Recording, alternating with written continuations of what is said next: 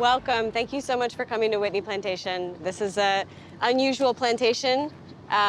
This is the only plantation in Louisiana that's exclusively focused on the history and legacies of slavery. And so our mission is to educate people about not only the history, but what we're still dealing with today. Okay. Wow, thank you. How many miles?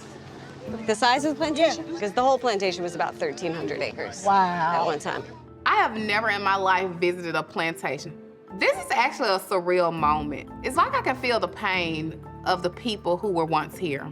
We're walking towards the big house. So the big house was built in 1790, and these buildings are still standing. The reason why they're still standing is because of the skills and the ingenuity of enslaved Africans, that built right? them. Exactly. So if we're marveling at their Like the White beauty, House. then we can do that, but we need to marvel at the skills of those enslaved artisans. All right, we're gonna go to our last stop. It's very informative, you know what I mean? It makes me want to be a better person. You know, going to this plantation most definitely opened my eyes, and I hope it's doing the same thing for everyone else here.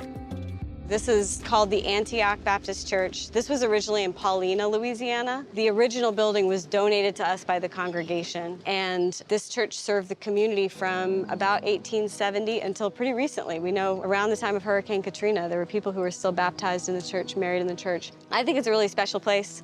I think it has a different energy than a lot of the places on the plantation, so I really wanted for you guys to be able to come inside of it. Oh, feel good. It feels better already. Yeah, different feel already. Take me to the water, honey. I feel the feel. And this community had a school that they founded on the same property, because for a lot of these people who had been enslaved, these are things that had been kept from them. They couldn't educate themselves and their children.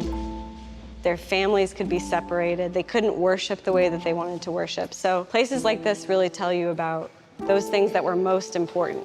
Letitia, this is a good idea that you brought us here. You know, that means a lot, and it makes me think about us coming together more. We trying to fix what we got broken. This really is, you know, very emotional for me to see what our ancestors went through, and we still here bickering about stuff that doesn't matter. We need to pour into each other.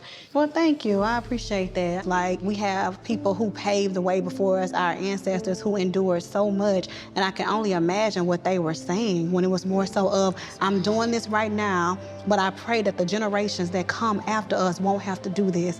You know, Lord, deliver me, deliver us, deliver them. You know, this is our history, but we have the opportunity now to change our history and create our own history. And I know it's real sentimental to Akeisha because what you're trying to do on Ferris Street, you know, trying to rebuild. This was amazing.